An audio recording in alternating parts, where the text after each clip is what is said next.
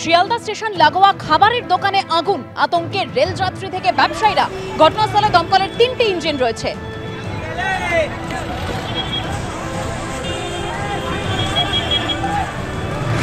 একদম যে ছবি আপনারা দেখতে পাচ্ছেন, শিয়ালদা স্টেশনে দোকান লাগোয়া মানে খাবারের দোকানে যেভাবে আগুন লেগেছে, যেভাবে দাউ দাউ করে আগুন জ্বলছে, সেখানে আতঙ্কে রয়েছেন রেলযাত্রী থেকে ব্যবসায়ীরা। তবে কি থেকে আগুন লাগলো তা এখনো স্পষ্ট নয়। সেখানে দমকলের 3টি ইঞ্জিন আগুন নেভানোর কাজ করছে। একদম স্টেশন লাগোয়া খাবারের দোকানে অগ্নিকাণ্ড। কি থেকে এই আগুন লাগলো, এখন কি পরিস্থিতি, আরো বিস্তারিত তথ্য জানবো। আমাদের প্রতিনিধি হিন্দল দে আমাদের সঙ্গে টেলিফোন লাইনে রয়েছেন। হিন্দল, একেবারেই দেখো, দমকল কর্মীরা তারা কিন্তু চেষ্টা চালাচ্ছেন আগুন নিয়ন্ত্রণে আনার জন্য। দমকলের মোট 3টি ইঞ্জিন ঘটনাস্থলে রয়েছে। দমকল কর্মীরা তারা তৎপরতার সঙ্গে কাজ চালাচ্ছেন, কেননা পাশাপাশি যেসব দোকান রয়েছে সেই সব দোকানে যাতে কোনো রকমভাবে আগুন ছড়িয়ে না পড়ে সে বিষয়টা সুনিশ্চিত করার জন্য।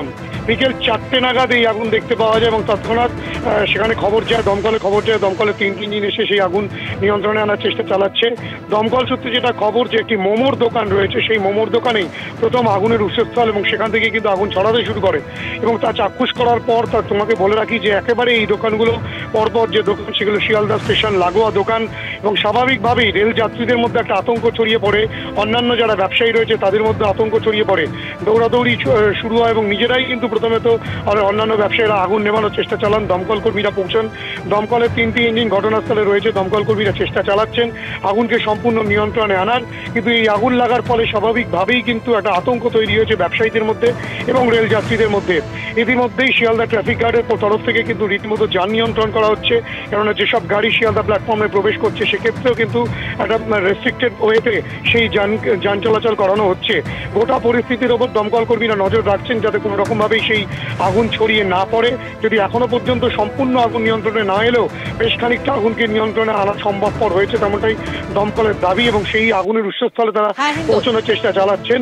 এবং এই আগুনের ফলে কিন্তু স্বাভাবিকভাবেই যাত্রীদের মধ্যে এবং অন্যান্য ব্যবসায়ীদের মধ্যে আতঙ্ক ছড়িয়ে পড়েছে। ধন্যবাদ হিন্দল।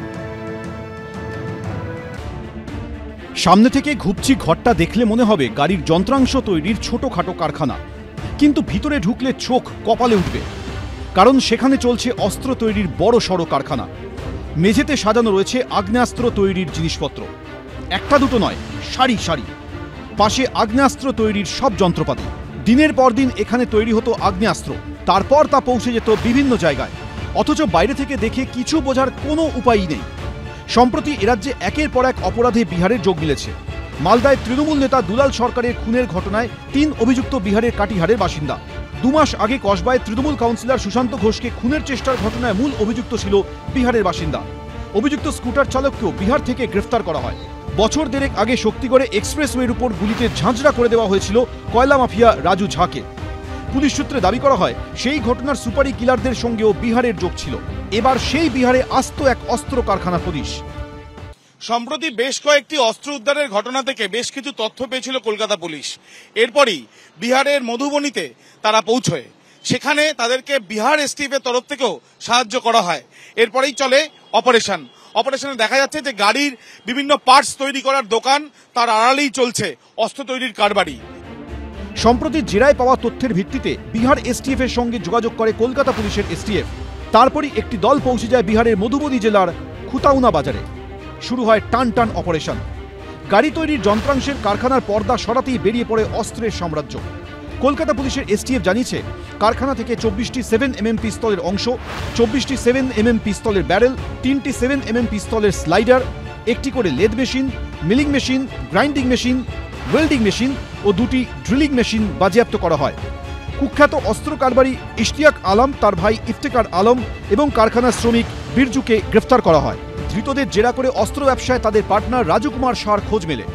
তার বাড়িতেও হানা দেয় তদন্তকারীরা। সেখানেও 24টি 7mm পিস্তলের বাট, একটি করে মিলিং মেশিন, ড্রিলিং মেশিন ও নাকাল মেশিনের হদিশ মেলে। আগ্নেয়াস্ত্র তৈরিতে ব্যবহৃত বিপুল পরিমাণ কাঁচামাল বাজেয়াপ্ত করা হয়, তাকেও গ্রেফতার করে পুলিশ।